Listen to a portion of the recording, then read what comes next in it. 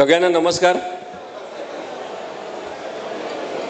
एक महत्त्वाच्या विषयावर आपल्याशी चर्चा करण्याची संधी मला शिवसेनेच्या पदाधिकाऱ्यांनी दिली, संजय राऊत साहेबांनी दिली, त्याबद्दल मी सर्वप्रथम त्यांना कोणीतरी काल प्रश्न विचारला की असीम सरोदे यांचा शिवसेनेशी संबंध काय आहे, आणि त्यांनी खूप चांगलं उत्तरसुद्धा दिलं की शिवसेना उद्धव बाळासाहेब ठाकरे हा पक्ष सध्या संविधानिक गर्तेत सापडलेला आहे आणि लोकशाहीची हत्या करून जे कोणी सरकार स्थापन करणारे आहे त्यांच्या विरोधात हा पक्ष असल्यामुळे हा लोकशाहीची बाजू घेणारा पक्ष आहे आणि म्हणून मी इथे उभा आहे।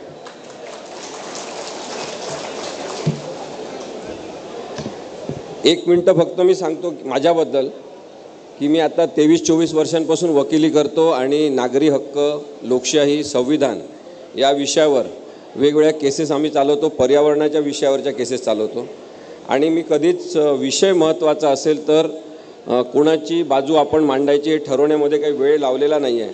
नेहमी आम्ही लोकशाहीची बाजू घेत वकिली करण्याचा प्रयत्न केलेला आहे।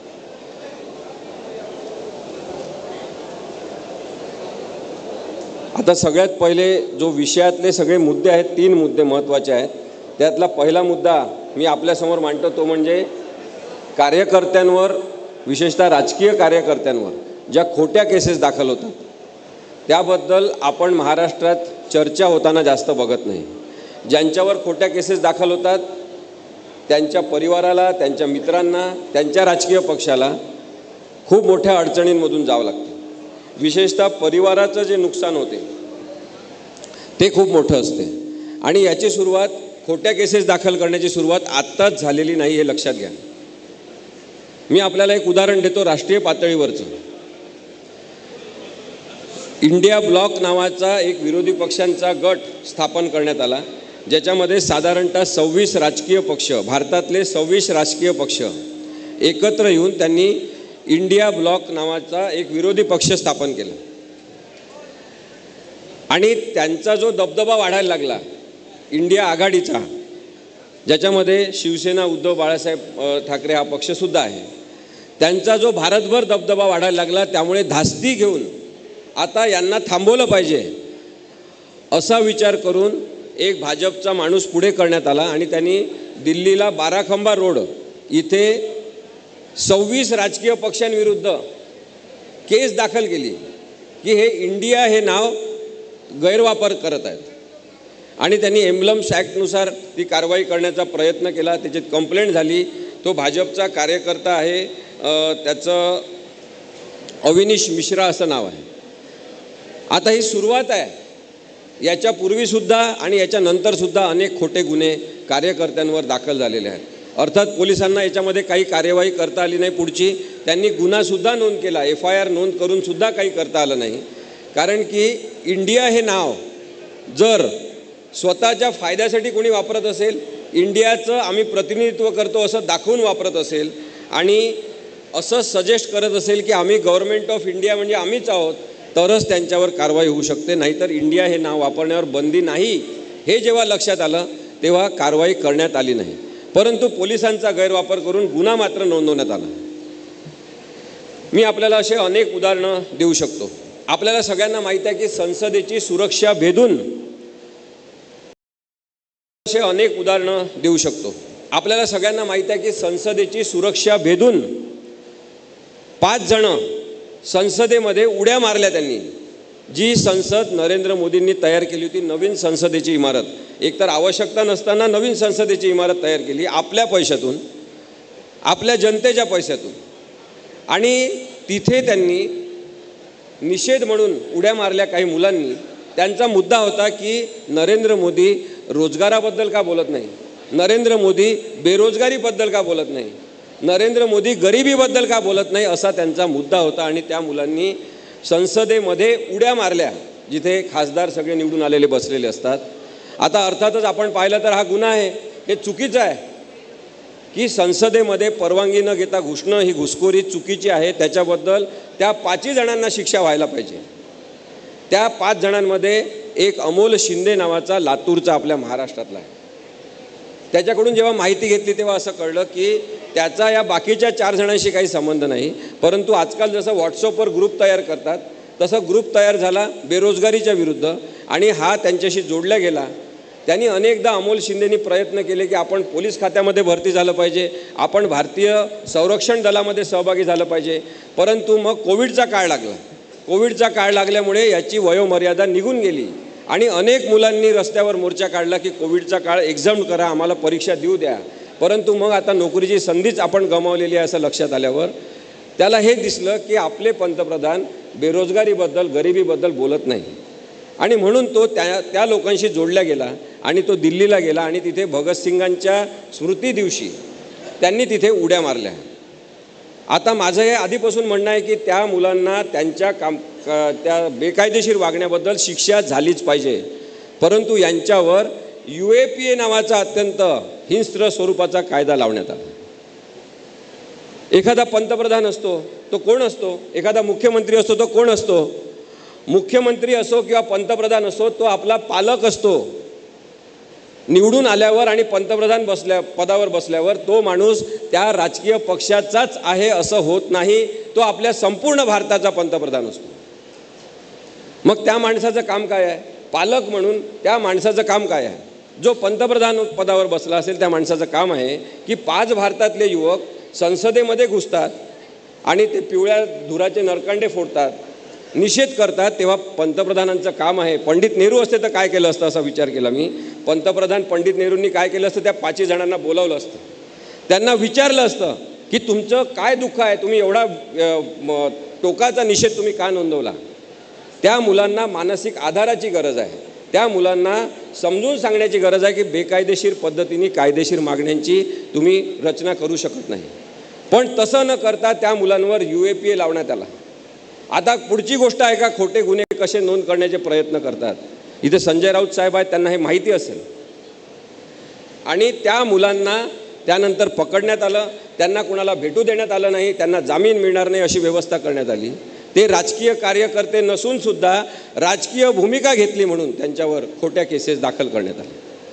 त्यानंतर त्या मुलांना मारहाण करण्यात आली असं त्यांनी सांगितलेलं आहे. मारहाण कशासाठी करण्यात आली की त्यांनी विरोधी पक्षातल्या काही नेत्यांचे नावं घेतले पाहिजे की यांनी आम्हाला संसदेमध्ये जाण्यासाठीचा मार्ग सांगितला, यांनी आम्हाला संसदेमध्ये बेकायदेशीर पद्धतीने प्रवेश मिळवून दिला आणि त्या लोकांना सुद्धा गुन्हेगार करायचा असा प्रयत्न करण्यात आला.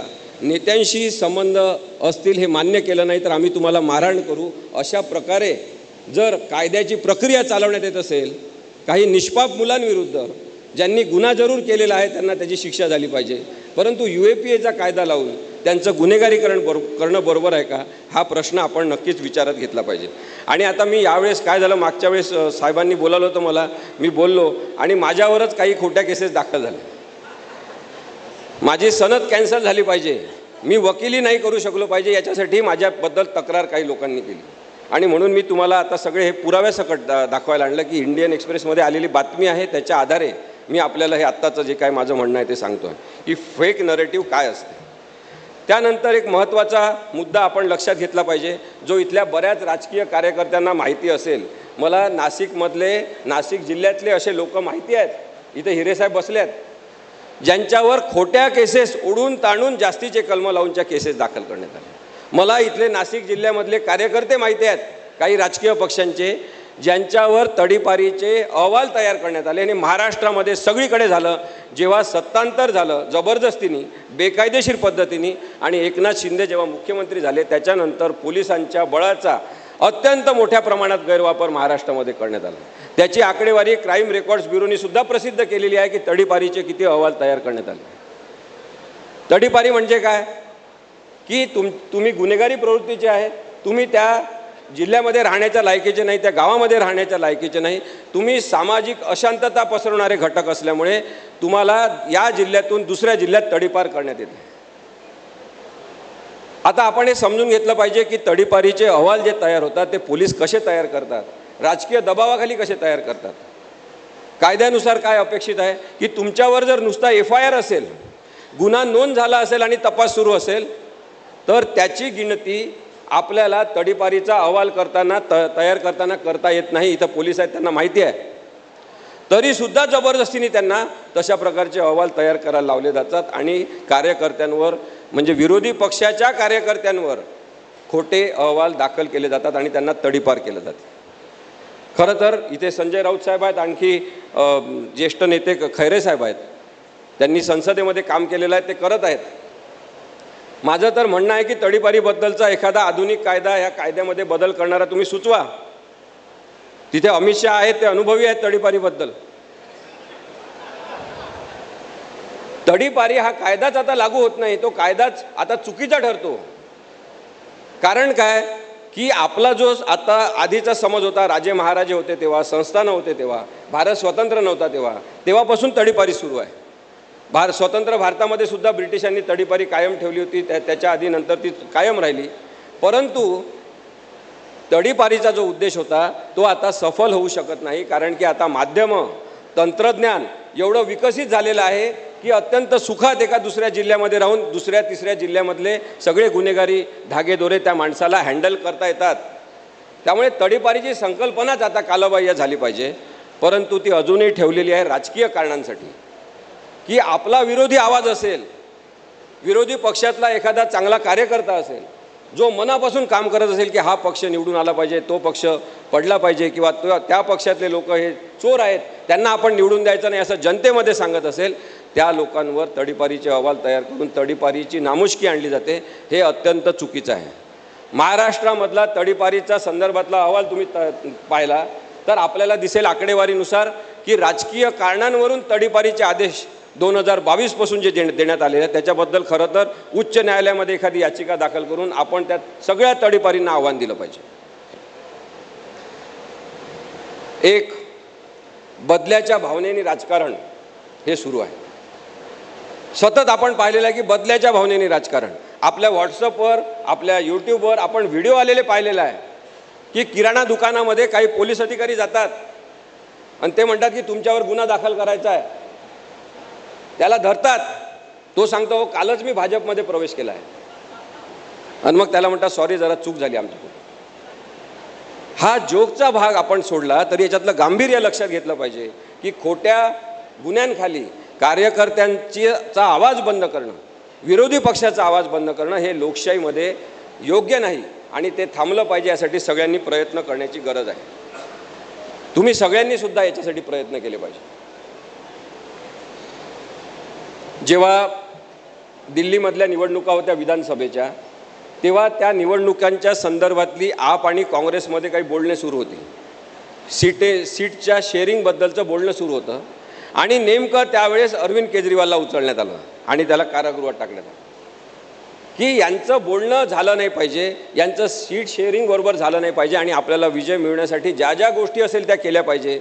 अशा साम दाम दंड भेद या नीतीवर लोकशाही चालत नसते, हे लक्षात घ्या. राजकारण तुमचं चालेल त्यावेळेसाठी, पण तुम्ही लोकशाहीची जी हानी करता ती अत्यंत चुकीची असते. हे सगळ्याच राजकीय पक्षांनी लक्षात घेतलं पाहिजे आणि विशेषतः महाराष्ट्रातल्या असंविधानिक वागणाऱ्या पक्षांनी आणि भारतीय जनता पक्षांनी विशेषतः लक्षात घेतलं पाहिजे.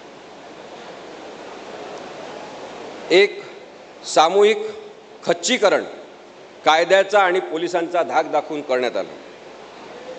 सीबीआयचा वापर आपण काँग्रेसच्या काळात सुद्धा पाहिला, चुकीचा झाला आणि सुप्रीम कोर्टाने म्हटलं की सीबीआय हे काँग्रेसच्या पिंजऱ्यातला पोपट झाला आहे का असा प्रश्न त्यांनी विचारला होता. त्याच्यापेक्षा भयानक परिस्थिती आता आहे, कारण की नुसतं सीबीआय नाही तर ईडी सारख्या यंत्रणा, इन्कम टॅक्स सारख्या यंत्रणा सगळ्या या लोकांच्या विरुद्ध आणि लोकशाहीचा आवाज दाबण्यासाठी वापरण्याचा प्रकार जास्त प्रमाणात सुरू झालेला आहे. सीबीआयला तर आता कॅप्टिव्ह ब्युरो ऑफ इन्व्हेस्टिगेशन असं म्हणतात की पकडण्यासाठी लोकांना वापरण्याची यंत्रणा. अत्यंत चुकीचं आणि अराजकीय असं वातावरण मला आपल्या याच्यातून या सगळ्या उदाहरणांमधून मांडायचं होतं. मी संजय राऊत साहेबांना विनंतीसुद्धा केली की ज्या ज्या कार्यकर्त्यांवर महाराष्ट्रात खोट्या केसेस दाखल झाल्या असतील त्या सगळ्यांची यादी तयार केली पाहिजे आणि आपण त्याच्यात सामूहिक पद्धतीने कायद्याचा आवाज काय करू शकतो याचा विचार केला पाहिजे. आता पोलिसांचा हा जो गैरवापर आहे, पोलिसांचं हे जे थैमान आहे बेकायदेशीरतेचं, हे सगळेच पोलीस करतात का? नाही. काही पोलीस हे वाईट वागतात, काही पोलीस हे वाईट प्रवृत्तीचे आहेत, काही IPS अधिकारी महाराष्ट्रातले हे अत्यंत वाईट प्रवृत्तीचे आणि राजकीय झालेले आहेत. सगळे पोलीस अधिकारी तसे नसतात, सगळे न्यायाधीश तसे नसतात, सगळे वकीलसुद्धा तसे नसतात आणि सगळे पत्रकारसुद्धा तसे नसतात. परंतु पोलीस विभागातील काही जण हे राजकारणाच्या नादी लागलेले आहेत आणि राजकीय झालेले आहेत. त्यामुळे अशा पोलीस अधिकाऱ्यांवर आपण सगळ्यांनी लक्ष ठेवलं पाहिजे. आणखी एक गोष्ट महत्त्वाची आहे की 197 CRPC जे होतं क्रिमिनल प्रोसिजर कोड, त्याच्यामध्ये काय होतं की पोलिसांनी कोणतीही कारवाई केली असेल तर त्यांच्या कृतीला संरक्षण कायद्याने दिलं होतं. परंतु 2024मध्ये 15 डिसेंबर 2024मध्ये सर्वोच्च न्यायालयाने एक निकाल दिला आणि सांगितलं जाहीरपणे, हे आता उपलब्ध आहे आपल्यासमोर, की अधिकारांचा गैरवापर करणाऱ्या पोलिसांना कायद्याचं कोणतंही संरक्षण नाही. त्यांच्यावर आपण सुद्धा केसेस दाखल करू शकतो. आपण या केसेस दाखल केल्या पाहिजे. कोणी कोणत्याही वर्दीतला असो, कोणत्याही कपड्यामधला असो, जर कायद्याचा गैरवापर करत असेल तर त्या माणसाला सोडणार नाही, अशी भूमिका आपण सगळ्यांनी घेतली पाहिजे. खोट्या केसेस दाखल करणं, खोटे पुरावे दाखल करणं, अशा गोष्टींना आता कोणत्याही प्रकारचं संरक्षण मिळणार नाही, हे सर्वोच्च न्यायालयाने सिद्ध केलेलं आहे. प्रत्येक राजवटीत अशा खोट्या केसेस झालेल्या आहेत. कोणत्याही पक्षाची ताकद ही कार्यकर्ते असतात, मनापासून काम करणारे कार्यकर्ते ही खरी ताकद असतात आणि तशी ताकद ही शिवसेना उद्धव बाळासाहेब ठाकरे यांच्याकडे आहे. महाराष्ट्रामध्ये संपूर्ण हे चित्र आहे. मी शिवसेनेचा कोणीच नाही. मला संजय राऊत साहेब बोलवतात, मी येतो, मी आपलं म्हणणं इथे सांगतो आणि ते कायदेशीर काय असेल ते सांगतो. तरीसुद्धा तुमच्या मंचावर येण्यामुळे मला महाराष्ट्रामध्ये जे आदराचं स्थान निर्माण झालेलं आहे ते शिवसेनेचं खरं स्थान. लोक आदराने मला सांगतात की तुम्ही सांगता ते बरोबर आहे, पण हवालदिल होतात की आपण करायचं कसं. लक्षात ठेवा, न्याय मागण्याची लढाई सोपी कधीच नसते. संविधानामध्ये न्याय लिहिला आहे, कायद्यामध्ये न्याय लिहिलेला आहे, म्हणून न्याय कधीच मिळालेला नाही. भांडण केल्याशिवाय आणि झगडल्याशिवाय न्याय मिळालेला नाही. त्यामुळे खोट्या केसेस विरुद्ध सुद्धा आपल्याला हिंमत दाखवावं लागेल की ही खोट्या केसेसची साखळी आपण तोडली पाहिजे.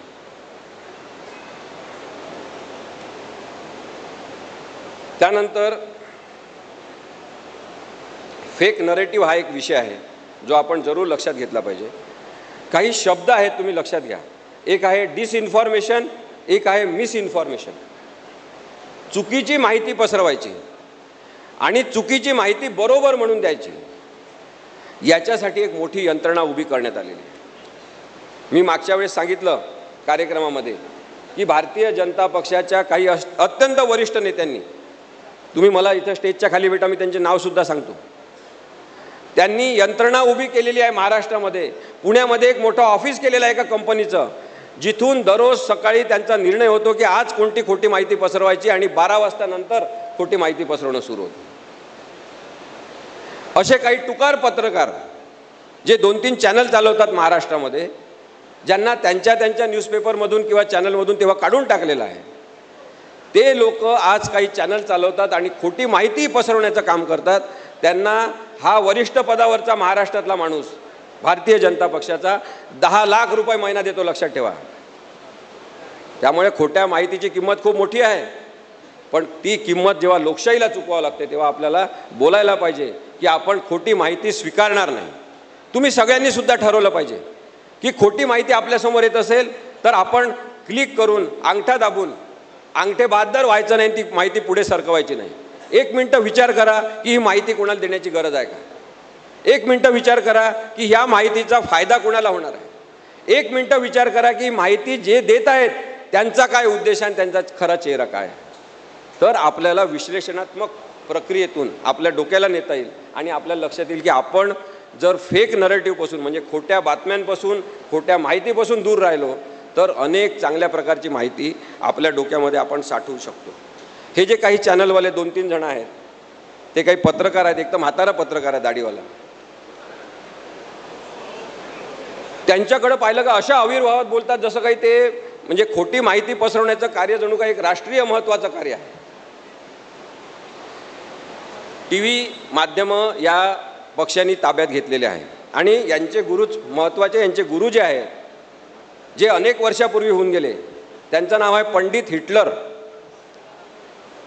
पंडित हिटलर यांचे शिष्य असल्यामुळे खोटी माहिती वारंवार खरं आहे असं पसरवत जायचं आणि त्याच्यातून राजकारण करायचं, अशा प्रकारची प्रवृत्ती आहे. त्याच्यामुळे तुमच्यासमोर खरं तर मोठं आव्हान आहे की राजकारण नुसतं आता राजकारणासारखं करून चालणार नाही, तर आपल्याला सगळ्यांचे डोके शाबूत ठेवून ते राजकारण कसं करायचं याचा दुहेरी प्रयत्न सगळ्यांना करावा लागणार आहे. आपल्या सगळ्यांना माहीत आहे की असत्य म्हणजे अज्ञान आहे, पण वारंवार सांगितलेलं असत्य आणि खूप लोकांनी मान्य केलेलं असत्य आपोआपच सत्य म्हणून प्रस्थापित होऊन जाते आणि आपल्याला वाटते की हेच सत्य आहे. मग महाराष्ट्रामध्ये सांगण्यात येतं की नाही आता की आमचे इतके आमदार आले, आमचा असा स्ट्रायकिंग रेट होता, एवढे आमदार आमचे लोकांनी निवडून दिले म्हणजे खरे आम्हीच आहोत, सत्य आमच्या बाजूने आहे. तसं नाही. केवळ बहुसंख्येच्या आधारे सत्यसुद्धा ठरवता येणार नाही, कारण की सत्याचे कपडे घालून असत्य फिरत आहे, लक्षात ठेवा. आणि म्हणून आपल्याला बौद्धिक पातळी वाढूच नाही आपली, अशा प्रकारचे प्रयत्न करणारे सगळे घटक ओळखता आले पाहिजे. एकीकडे आपल्याला सांगण्यात येते, आजकाल शाळेमध्ये मास्तर सांगतात वरण भात भाजी पोळी खाऊन घरी सुखी राहा, अशा स्वरूपाची प्रवृत्ती असलेले जे लोक आहेत, काही मास्तरसुद्धा त्याच्यामध्ये आहेत, ते आता सांगायला लागले शाळांमध्ये कॉलेजमध्ये राजकारणात पडू नका, राजकारणाबद्दल बोलू नका, कारण की लोकशाहीचाच आत्मविश्वास गमावता आला पाहिजे यासाठी आपण राजकारणात पडू नका, असं यांचं म्हणणं आहे. सामान्यातल्या सामान्य माणसाला मी सांगू इच्छितो या मंचावरून, सगळ्यांनी राजकारण करा, सगळ्यांनी राजकारणाबद्दल विचार करा. आपल्या सगळ्यांना राजकारणावर बोलण्याचा अधिकार आहे, कारण की आपण मतदार आहोत, कारण की आपण भारताचे नागरिक आहोत आणि नागरिक असणं ही संकल्पना राजकीय आहे. संविधान हे राजकीय पुस्तक आहे, ते काही भजन करायचं पुस्तक नाही आहे. त्यामुळे आपण सगळेजण राजकीय आहोत आणि आपण सगळेजण राजकारणाबद्दल बोललं पाहिजे. खोट्या राजकारणाला हाणून पाडण्याची हिंमत ही सामान्य माणसांमध्येच असल्यामुळे हे सामान्य माणसांना सांगतात राजकारणात पडू नका. आपण आता राजकारणातच पडायचं आणि राजकारणाबद्दल बोलायचं. उज्ज्वला गॅसच्या निमित्ताने आपल्या घरात घुसवलेला आहे राजकारण, आणि तो गॅस लोकशाहीचा जर असेल तर बाहेर आणून त्याचा आता स्फोट झाला पाहिजे आणि आपण सांगितलं पाहिजे की तुमच्या खोट्या गोष्टी आम्हाला मान्य नाही. आम्ही राजकारणाच्या सत्यतेबद्दल बोलणार, राजकारणाच्या शुद्धतेबद्दल आम्ही प्रयत्न करणार. बदलापूर प्रकरण आपण सगळ्यांनी पाहिलं. माझी इथे बसलेल्या सगळ्यांना विनंती आहे, कोणीही कधीही एन्काउंटरचं समर्थन करता कामा नये. लोकशाहीला ते मान्य नाही, संविधानाला ते मान्य नाही. बदलापूर प्रकरण झालं आणि एक फेक नरेटिव्ह पसरवण्यात आला काही दिवसामध्ये, कारण की ते प्रकरण अंगावर यायला लागलं. आपण प्रमुख आहात आणि तरी आपल्या जिल्ह्यामध्ये अशा प्रकारची घटना घडते याचं त्यांना वाईट वाटायला लागलं. मग दुसरीकडे आदर्श शिक्षण संस्था म्हणून जिथले काही ट्रस्टी सापडले होते आरोपी म्हणून काही जण, त्यांना वाचवण्याचा प्रयत्न करणं आवश्यक झालं आणि अशा याच्यातून मग ठरलं की आरोपीला मारायचं. आणि मग संतोष शिंदे हा जो आरोपी आहे, मी त्याच्या आधी सांगून देतो की कल्याणच्या कोर्टामध्ये त्या विक्टिमच्या परिवारातर्फे मी स्वतः माझ्या वकील मित्रांतर्फे वकीलपत्र दाखल केलं होतं की या कोण आरोपी असेल संतोष शिंदे त्याला शिक्षा झालीच पाहिजे. आम्ही विक्टिमच्या लहान लहान मुलींच्या बाजूने होतो. आम्हाला वाटत होतं की आपण कायद्याच्या मार्गाने त्यांना शिक्षा दिली पाहिजे, परंतु मध्येच यांची इज्जत महत्त्वाची झाली आणि त्यामुळे संतोष शिंदेला मारण्याचा सगळा प्रयत्न सुरू झाला. एका अशा ठिकाणावरून गाडी नेण्यात आली पोलिसांची, गरज नसताना एक तर या जेलमधून त्या जेलमध्ये त्याला ट्रान्सफरची ऑर्डर काढली. मग त्याला पोलीस व्हॅनमधून नेताना पहिल्यांदा महाराष्ट्राने पाहिलं की पोलीस व्हॅनला पडदे लावून नेण्यात आलं. एका निर्मनुष्य जागेवरून ती गाडी नेण्यात आली आणि त्याचा एन्काउंटर करण्यात आला, हे दाखवून की पोलिसांवर तो हल्ला करत होता. आणि आज सगळे प्रकार उच्च न्यायालयाने उघड केलेले आहेत. काही पोलिसांवर ठपका ठेवलेला आहे, त्यांची नोकरी जाणार, त्यांची चौकशी होणार, हे नक्की आहे. परंतु पुढचा विचार हा महत्त्वाचा आहे की पोलीस अशा प्रकारच्या बेकायदेशीर कारवाया करतात का, करू शकतात का?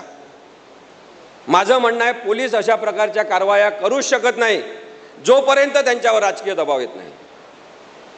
त्यामुळे एक फेक नरेटिव्ह आता पसरवलेला आहे की आम्ही संतोष शिंदेला मारलं कारण की आमचं लहान लहान मुलींवर फार प्रेम आहे.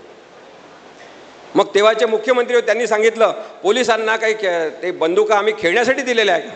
अहो आम्हाला माहीत आहे खेळण्यासाठी बंदुका दिल्या नाही, परंतु हिंसा करण्यासाठी दिलेल्या आहे का, बेकायदेशीर वागण्यासाठी दिलेल्या आहे का? एकनाथ शिंदेंना हा प्रश्न आपण सगळ्यांनी विचारला पाहिजे. त्या आरोपीला मारण्यामध्ये त्यांचासुद्धा सहभाग असेल, प्रोत्साहन असेल, तर अशा सगळ्यांना जे राजकीय नेते तेव्हा भिंतींवर तुम्ही जाऊन बघितलं असतं तेव्हा तर दिसले असते, ते फोटो आहेत अजून पण. त्यांनी आपले स्वतःचे शिकारीसारखे टोप्या घालून फोटो लावलेले होते ठाणे जिल्ह्यामध्ये, कल्याणमध्ये, आणि त्याच्यात लिहिलं होतं बदला पुरा हुआ.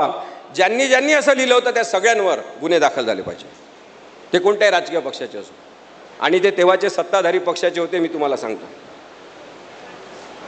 एन्काउंटर हे एक फेक नरेटिव्ह आहे. या फेक नरेटिव्ह फॅक्टरीचे मालक आता राज्य सत्तेचे मालक झालेले आहेत, आणि त्यामुळे आपल्याला फेक नरेटिव्हबद्दल अत्यंत चांगल्या पद्धतीने समजून घ्यावं लागेल. दुसरा विषय आहे तो म्हणजे पुढचा, की उरी हा सिनेमा आपण सगळ्यांनी पाहिला. उरी हा सिनेमा, हाऊ इज द जोश असं म्हणून तो सिनेमा पाहायला मंत्री वगैरे पाठवले. परंतु जेव्हा सत्यपाल मलिक नावाच्या माणसाने मुलाखत दिली तेव्हा खरं बाहेर आलं, आणि आम्ही अनेक जण जे म्हणत होतो ते खरं ठरलं. सत्यपाल मलिक कोण आहेत? सत्यपाल मलिक भारतीय जनता पक्षाचे अत्यंत ज्येष्ठ नेते, विश्वासू असे नेते होते, आणि त्यामुळे त्यांना एकदा ते आमदार राहिले, दोनदा ते मेंबर ऑफ पार्लमेंट होते, त्याच्यामध्ये एकदा ते लोकसभेचे मेंबर ऑफ पार्लमेंट होते, तेव्हा ते युनियन मिनिस्टर होते, संसदीय कार्यमंत्री होते. त्यानंतर ते 6 वर्ष मला वाटते जवळपास गव्हर्नर होते, आणि एका राज्याचे नाही, 2 राज्याचे नाही, तर ते जवळपास 4 राज्यांचे राज्यपाल होते. एवढे विश्वासू असलेले सत्यपाल मलिक यांनी सांगितलं की सरकारच्या नाकर्तेपणामुळे आपल्या 40 सैनिकांचे जीव गेलेले आहे, आणि आपल्याला काय सांगितलं की जे सैनिक तिथे मेलेले आहेत पुलवामामध्ये त्यांच्या स्मृतिप्रित्यर्थ मतदान करा. सगळं बेकायदेशीर वागलेले आहेत, असंवैधानिक वागलेले आहेत.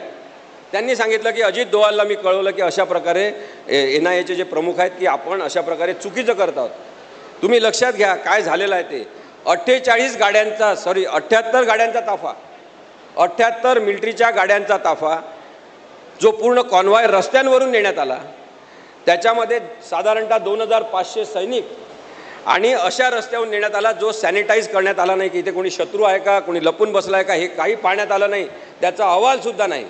आणि 8 ते 10 वेगवेगळे लिंक रोड त्याला जोडणारे असलेले ते सुद्धा त्यांनी सील केले नाही. आणि आपण पाहिलं की त्या लिंक रोडमधूनच एक गाडी आली आणि त्या आपल्या सैनिकांच्या गाडीचा बॉम्बस्फोट केला. खरं तर 78 गाड्यांचा 2500 जवानांचा ताफा असा कधीच रस्त्यांवरून नेत नसतात. यांनी सांगितलं की आपल्याला हेलिकॉप्टर पाहिजे, गव्हर्नरनी सांगितलं की विमान पाठवा, त्यांनी सांगितलं काही गरज नाही. आणि मग जेव्हा यांनी मोदींना फोन केला असं ते सत्यपाल मलिक म्हणतात, तेव्हा त्यांनी सांगितलं की अमित शहांनी सुद्धा सांगितलं की चुप बैठो. आणि तेव्हा सत्यपाल मलिक यांच्या लक्षात आलं की आता हे जे सैनिक मेलेले आहेत याचा पाकिस्तान विरोधी भूमिका तयार करून मतं मागण्याचा उपयोग होणार आहे, आणि तसा उपयोग करण्यात आला. लक्षात घ्या, फेक नरेटिव्हमध्ये खरोखरच्या जीवांना मुकावं लागते. आपले खरोखरचे सैनिक ते देशासाठी भांडणार होते, त्यांना यांच्या खोट्या कारवायांमध्ये मरावं लागलं, आणि त्याच्या बेसिसवर यांनी जर मतं मागितली असतील तर आपण सगळ्यांनी यांचा निषेध केला पाहिजे. तेव्हा मला राहत इंदोरीची त्या 2 ओळी महत्त्वाच्या आहे. राहत इंदोरीने काय म्हटलं होतं? सरहद पे बहुत तनाव है क्या, सरहद पे बहुत तनाव है क्या, कुछ पता तो करो चुनाव है क्या. हे सगळं झालेलं नव्हतं तेव्हा खूप आधी राहत इंदोरीने म्हटलं होतं. ते आज सुद्धा जर लागू होत असेल तर आपल्याला अफवा हे एक अग्निशस्त्र आहे, आणि त्याच्याबद्दल आपण अत्यंत सजगपणे विचार केला पाहिजे असं मला वाटतं. अभिव्यक्ती स्वातंत्र्य हा मुद्दा याला धरूनच महत्त्वाचा आहे की स्वातंत्र्य या शब्दाची रचना करताना अभिव्यक्ती स्वातंत्र्य हा आपल्या संविधानाचा प्राण आहे, लक्षात घ्या. तुमचं म्हणणंच तुम्हाला सांगता आलं नाही, तुमचं काय म्हणणं आहे ते बोलताच आलं नाही, ते बोलूच दिलं नाही, तर त्या स्वातंत्र्याला काही अर्थ नाही. आणि त्यामुळे स्वातंत्र्य आपल्याला अभिव्यक्ती स्वातंत्र्य महत्त्वाचं आहे. आज काय झालेलं आहे बघा की अभिव्यक्ती स्वातंत्र्यावर खूप मोठ्या प्रमाणात हल्ले होत आहेत, सगळ्या बाजूनी चौबाजूनी हल्ले होत आहेत.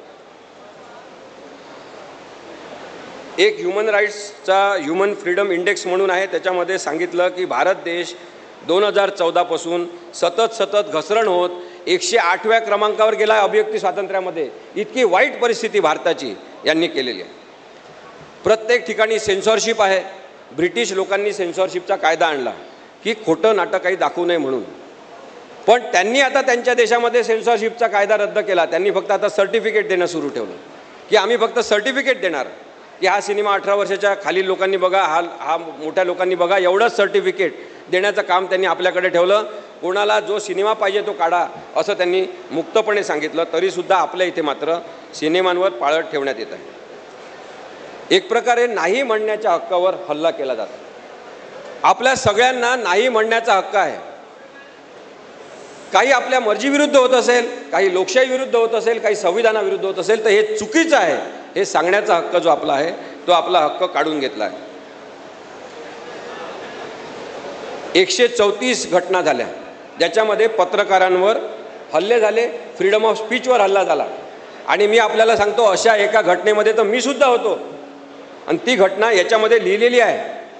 134 जवळपास हमले झाले पत्रकारांवर. पण कोण पत्रकार बोलले याच्या विरुद्ध, किती पत्रकार संघटना उभ्या राहिल्या याच्या विरुद्ध? कारण की यांनी पत्रकारांना सुद्धा, काही पत्रकारांना आपलं बटीक बनवलेलं आहे.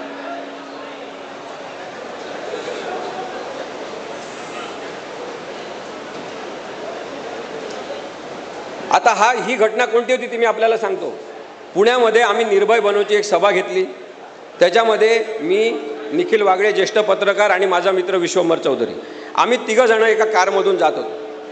तर आमच्या कारवर 6 ठिकाणी हल्ला करण्यात आला. टमाटर पहिले फेकण्यात आले, अंडे फेकण्यात आले, त्यानंतर लोक आमच्या गाडीवर चढले. असं करत करत आम्ही पुढे जात होतो तर एका ठिकाणी आणखी जास्त जबर हल्ला झाला आणि गाडीच्या काचा फोडण्यात आल्या, रॉड घालण्यात आला. मला इथे डोक्याला लागलं, रक्त निघालं. तरीसुद्धा आम्ही सभास्थानी पोचलो आणि आम्ही सभा घेतली. निखिल वागळे मला तेव्हाच म्हणाले, विधानसभा निवडणुकांचा काळ होता, निखिल वागळे मला तेव्हा म्हणाले की आता निर्भय बनूच्या सभा मोठ्या होणार. आणि तशी सभा आम्ही एक सिन्नरमध्ये सुद्धा पाहिली. ते आपले खासदार आलेत काही ते, हां, राजाभाऊ वाजे. अशा हल्ल्यांमुळे लोक पेटून उठले आणखी जास्त की तुम्ही बेकायदेशीर कसं करू शकता. मला तिथल्या पोलीस कमिशनरचा फोन आला, तुम्हाला तक्रार द्यायची आहे का? म्हटलं आम्ही का तक्रार द्यायची, तुमचे पोलीस आमच्यासोबत होते, युनिफॉर्ममधले होते आणि बिना युनिफॉर्ममधले होते. त्यांनी तक्रार करायला पाहिजे, त्यांनी गुन्हा नोंदवायला पाहिजे, आमचं स्टेटमेंट घ्या, आम्ही देतो. पोलीस कमिशनर तिथले, मी हे जाहीरपणे सांगतो, तिथले पोलीस कमिशनर हे राजकीय पक्ष प्रणित वागतात. त्यांनी अत्यंत थातूर मातूर कलमांखाली गुन्हा नोंद केला. मी त्यांना म्हटलं 307 कलम लावा, आमच्यावर खुनाचा हल्ला झालेला आहे, खुनी हल्ला झालेला आहे, जीवे मारण्याचा प्रयत्न केलेला आहे. ते म्हणाले नाही, जीवे मारण्याचा प्रयत्न असा काही दिसत नाही, तसा पुरावा दिसत नाही. तुम्ही न्यायाधीश आहात का? तुम्ही साधे पोलीस आहात, पोलिसांनी पोलिसांसारखं वागलं पाहिजे, तुम्ही न्यायाधीश बनण्याचा प्रयत्न करायचा नाही, हे आपण सांगितलं पाहिजे आवाज चढवून. मग आता मी एक विरोधाभासी घटना तुम्हाला सांगतो. एक ओरिजिनल शिवसेनेमधलेच त्या एकनाथ शिंदेसोबत गेलेले उदय सामंत आले. पुण्यामध्ये एक त्यांचा कार्यक्रम होता. कोणीतरी नाराज लोक असतील, सामान्य नागरिक, त्यांनी चप्पल फेकून मारली त्यांच्या गाडीवर. चप्पल फेकून मारली तर त्याच्यावर 307चा गुन्हा नोंदवला. काच फुटली नाही, काही झालं नाही, काहीच नाही. त्याच कमिशनरनी 307चा गुन्हा कसा नोंदवू दिला? ही जी दुहेरी वागणूक आहे, विषमतापूर्ण वागणूक आहे, ही सुद्धा आपण समजून घेतली पाहिजे की मूलभूत हक्कांसोबत तडजोड केली जात आहे. राजकीय पक्षांनी अनेक पत्रकारांना आपल्या बाजूनी घेतलेला आहे. अभिव्यक्ती स्वातंत्र्याबद्दलचं अत्यंत विनोदी उदाहरण मी आपल्याला सांगतो.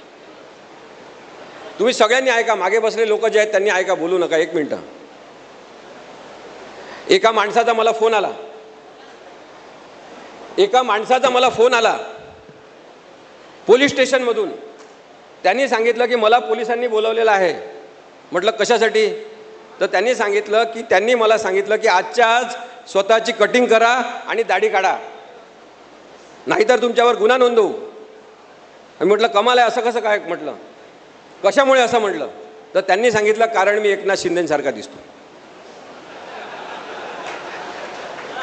मी त्या माने नावाच्या माणसाला म्हटलं की एकही केस कापायचा नाही, माझ्या ऑफिसला या. आणि आम्ही त्याच्याबद्दलची केस दाखल केली. तरीसुद्धा पोलिसांनी FIR दाखल केला. आता FIR कॉशिंगसाठी आम्ही प्रयत्न करतो. त्याची चूक काय आहे? तो एकनाथ शिंदेसारखा दिसतो, पण त्यांनी कधी एकनाथ शिंदे सांगून काही गैरवापर केला का? तो कुठे गेला का? कुठे प्रवेश केला का बेकायदेशीररित्या? बरं, हे एक झालं. दुसऱ्या एका माणसाचं कळलं, सांगलीचा, ज्याचा तुम्ही डान्सचा व्हिडिओ पाहिला असेल.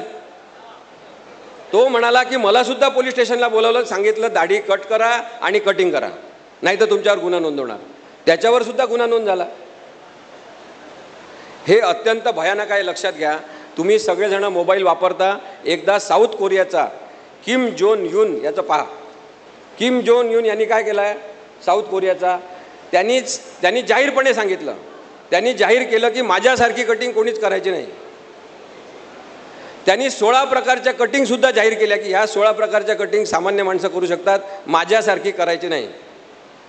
आम्ही आमच्या पिटिशनमध्ये लिहिलं की जर अशा प्रकारे दाढी वाढवून केस तशा प्रकारचे करून तो जर माणूस एकनाथ शिंदेसारखा दिसणं हा गुन्हा असेल आणि त्याच्यानुसार त्याचं गुन्हेगारीकरण होत असेल तर हे महाराष्ट्रासाठी लांछनास्पद आहे, चुकीचं आहे. तुम्ही सांगा, सचिन तेंडुलकर सारखा दिसणारा माणूस आहे की नाही? संजय दत्त सारखा दिसणारा माणूस आहे की नाही? अनेक हिरो हिरोईन सारखे दिसणारे माणसंच नाही तर नरेंद्र मोदींसारखा दिसणारा माणूस आहे जो निवडणुकीच्या प्रचारात भाग घेतो. तो माणूस जोपर्यंत तुमचं नाव सांगून बेकायदेशीर कृत्य करत नाही तोपर्यंत तो गुन्हेगार नाही. हे पोलिसांना माहिती आहे, पण पोलिसांनी मला सांगितलं की आमच्यावर दबाव आला आहे, गुन्हा नोंदवणं आवश्यक आहे, तुम्ही त्यांना सोडून घ्या. केस अजूनही सुरू आहे. एवढ्या प्रमाणामध्ये बेकायदेशीरता महाराष्ट्रामध्ये आणण्यात आली होती आणि ती आता जास्त मोठ्या प्रमाणात वाढलेली आहे. ती बेकायदेशीरता जी आहे ती आता तिहेरी स्वरूपाची झालेली आहे. शेवटचा मुद्दा मी मांडतो आणि मग थांबतो. तो शेवटचा मुद्दा आहे राज्यपालांबद्दल. राज्यपाल भगतसिंग कोश्यारी होते, त्यांनी प्रचंड मोठ्या प्रमाणामध्ये बेकायदेशीर कामं केली. राज्यपाल आपलं काम करू शकतात, आपलं काम करणं ही अभिव्यक्ती आहे त्यांची, त्यांच्या जबाबदारीचा भाग जो असेल तो ते करू शकतात. परंतु राज्यपाल भगतसिंग कोश्यारी यांनी सातत्याने बेकायदेशीर कामं केले. त्यांच्याबद्दल मी मागच्या एका सभेमध्ये उद्धव साहेबांनी ते जनता न्यायालय ठेवलं होतं तेव्हा मी फालतू गव्हर्नर असं काहीतरी वाक्य वापरलं, फालतू राज्यपाल. त्याच्यावरून सुद्धा माझ्यावर केस दाखल झाली की तुम्ही राज्यपालांचा अपमान केला. इथे बसलेल्या ज्येष्ठ लोकांनी सांगावं, फालतू हा शब्द असंसदीय आहे का? मग मी वाचत गेलो माझ्यावर आरोप झाल्यामुळे, तर मला फली नरिमन यांचं एक पुस्तक मिळालं ज्याच्यामध्ये फली नरिमन यांनी एक आर्टिकलच लिहिलं आहे. त्या आर्टिकलचं टायटल आहे रामपाल की काहीतरी नावाचा राज्यपाल होता, रामलाल निर्लज्ज राज्यपाल या नावाचा आर्टिकल आहे. तामिळनाडूचा राज्यपाल होता, सॉरी आंध्र प्रदेशचा. पण आता या परिस्थितीमध्ये आपण लक्षात घेतलं पाहिजे की कोणते शब्द आपण वापरले तर अचानक ते बेकायदेशीर होतात. आणि ज्या पद्धतीची संसदेमध्ये भाषणांची भाषा आहे, विधानसभेमध्ये ज्या पद्धतीची भाषणांची भाषा आहे, बाहेर ज्या पद्धतीने हे शब्द वापरत असतात ते सगळे शब्द चांगले असतात का? स्त्रिया बसलेल्या असतात आणि स्त्रियांच्या समोर याच्यात हे घालून देईन ते घालून देईन असं बोलतात. अहो, नुसतं अभिजात मराठीचा दर्जा देऊन चालत नाही. तुम्हाला मराठी कळली आहे का? तुम्हाला मराठी भाषेचा वापर माहिती आहे का? तुमच्याजवळ मराठी भाषेचे शब्द तरी आहेत का? आपल्याला सगळ्यांना दुःख झालं पाहिजे की सध्या शब्दांचे भिकारी असलेले लोक राजकीय नेते झालेले आहेत. त्यामुळे एक अत्यंत गंभीर गोष्ट म्हणून याचा विचार केला पाहिजे. राज्यपालांच्या विषयी मी आत्ताच्या निर्णयाबद्दल सांगणार आहे आणि मग थांबणार आहे. राज्यपालांना व्यसन घालणारा निर्णय नुकताच सुप्रीम कोर्टाने दिलेला आहे आणि त्यांनी सांगितलं की राज्यपालांनी राजकीय हेतू प्रेरित वागायचं नाही. राज्यपाल हे तिथल्या राज्यव्यवस्थेचे मित्र असतात, मार्गदर्शक असतात, त्यांनी राजकीय भूमिका घ्यायची नाही. हा निर्णय देताना सर्वोच्च न्यायालयाने सांगितलं की कोणताही निर्णय घेत असताना राज्यपालांवर जरी स्पष्टपणे वेळेचं बंधन घातलं नसेल तरी त्यांनी साधारणतः 3 महिन्यात निर्णय घेतला पाहिजे आणि ती कालमर्यादा त्यांनी स्वतःसाठी नाही तर संविधानासाठी आखून घेतली पाहिजे. संविधानाचा आदर करणं हे जर राज्यपालांचं काम असेल तर त्यांनी संविधानिकच वागलं पाहिजे. याच्याबद्दल सुद्धा बातम्या आलेल्या आहेत. मग आता राज्यपालांना डिस्क्रिशनरी अधिकार असतात का, विशेषाधिकार असतात का? राज्यपालांना साधारणतः 7 प्रकारचे विशेषाधिकार असतात.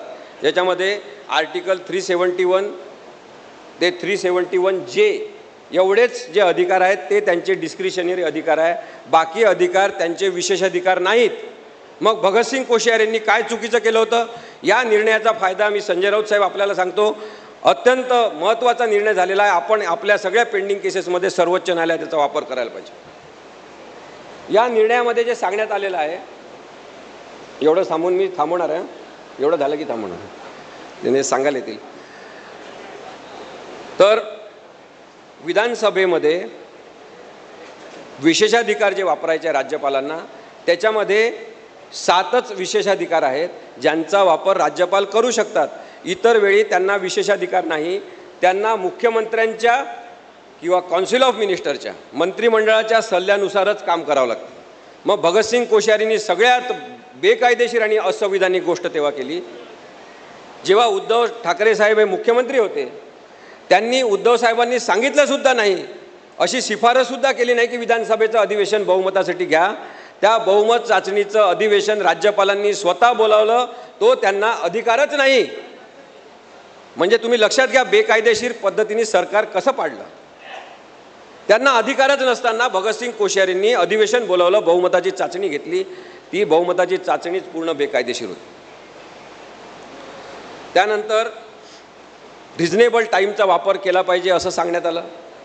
पण राहुल नार्वेकर साहेबांनी रिजनेबल टाईमचा कोणताही अर्थ आपल्या मनाला वाटेल तसा काढला आणि मॅटर पेंडिंग ठेवलं. जेव्हा सुप्रीम कोर्टाने परत सांगितलं की नाही आता 10 जानेवारीपर्यंत तुम्हाला निर्णय घ्यावा लागेल, तेव्हा त्यांनी कारवाई सुरू केली. त्यामुळे ज्यांना ज्यांना विशेषाधिकार आहेत त्या सगळ्या राजकीय पदांवरच्या सत्तेतल्या लोकांनी समजून घेतलं पाहिजे की तुम्ही बेकायदेशीर आणि असंविधानिक वागत असाल तर आम्हाला हे म्हणण्याचा अधिकार आहे की तुम्ही असंविधानिक आहे. आम्हाला हे म्हणण्याचा अधिकार आहे की तुम्ही संविधान विरोधी आहे. आम्हाला हे म्हणण्याचा अधिकार आहे की तुम्ही डॉक्टर बाबासाहेब आंबेडकरांचा अपमान करताय. संविधानिक विषय येतात तेव्हा केस सोडवण्यासाठी विलंब करू नये असं सर्वोच्च न्यायालयाने सांगितलेलं आहे. आणखी एक महत्त्वाचा मुद्दा मला आपल्याला सांगायचा आहे, तो आपल्या याच्याबद्दलचाच आहे की हा जो निर्णय झालेला आहे, या निर्णयाची जर अंमलबजावणी व्हायला लागली तर मी हे भाकीत करत नाही, मी काही ज्योतिषी वगैरे नाही, पण संविधानाची जाणीव असलेला, संविधान माहिती असलेला आणि संविधानाचा वापर आपण भल्यासाठी करायचा आहे, लोककल्याणासाठी करायचा आहे, भारतातल्या लोकांसाठी करायचा याची जाणीव असलेला माणूसच या नवीन निर्णयाचा वापर करून शिवसेनेसंदर्भातल्या म्हणजे उद्धव बाळासाहेब ठाकरे यांच्या बाजूनेच निर्णय देईल अशा प्रकारची आता परिस्थिती तयार झालेली आहे. आणि संविधान मानणारा असा माणूस, भीमपुत्र असलेला असा माणूस आता भारताचा सरन्यायाधीश होत आहे, जस्टिस गवई. आणि आपण अपेक्षा करू शकतो की साधारणतः जूनच्या शेवटच्या आठवड्यात किंवा जुलैपर्यंत जर शिवसेना कोणाची या संदर्भातला निर्णय जस्टिस गवई साहेबांनी दिला, महाराष्ट्रातलं सगळं राजकारण बदलून जाईल.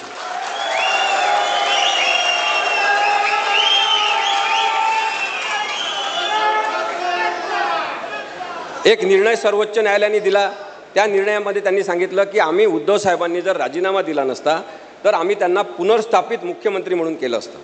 हा सुद्धा निर्णय, मी लहान आहे खूप, माझी 23-24 वर्षाचीच वकिली आहे, पण मी लोकांसोबत काम केलेलं आहे. मी वेश्या व्यावसायिक स्त्रियांसोबत काम केलेलं आहे, मी 12 वर्ष जेलमध्ये काम केलेलं आहे, मी गरीब लोकांच्या केसेस चालवलेल्या आहे. मला संविधानाचे अर्थ त्यांच्या निमित्ताने समजलेले आहे. त्यामुळे मी थोडासा वेगळा विचार करतो आणि मी सत्याच्या जवळ जाणारा विचार करतो. म्हणून मला असं वाटतं की मी संविधानिक बरोबर विचार करतो. आणि कोर्टाने, सुप्रीम कोर्टाने हा जो निर्णय दिला तो चुकीचा आहे. उद्धव साहेबांना तेव्हासुद्धा मुख्यमंत्री म्हणून पुन्हा स्थापित करता आलं असतं. स्टेटस को अंटे नावाची एक कन्सेप्ट आहे, एक फ्रेज आहे कायद्यामधली. स्टेटस को अंटे म्हणजे काय की त्यावेळेस जी परिस्थिती होती ती करण्याचे अधिकार सर्वोच्च न्यायालयाला होते, तर राजीनामा देण्याच्या पूर्वीची परिस्थितीच लक्षात घेणं आवश्यक आहे. आणि त्या परिस्थितीमध्ये उद्धव बाळासाहेब ठाकरे हेच मुख्यमंत्री होते, त्यांनाच पुन्हा मुख्यमंत्री करायला पाहिजे होतं. सर्वोच्च न्यायालयाने सुद्धा चूक केलेली आहे हे आपल्याला सांगायला पाहिजे.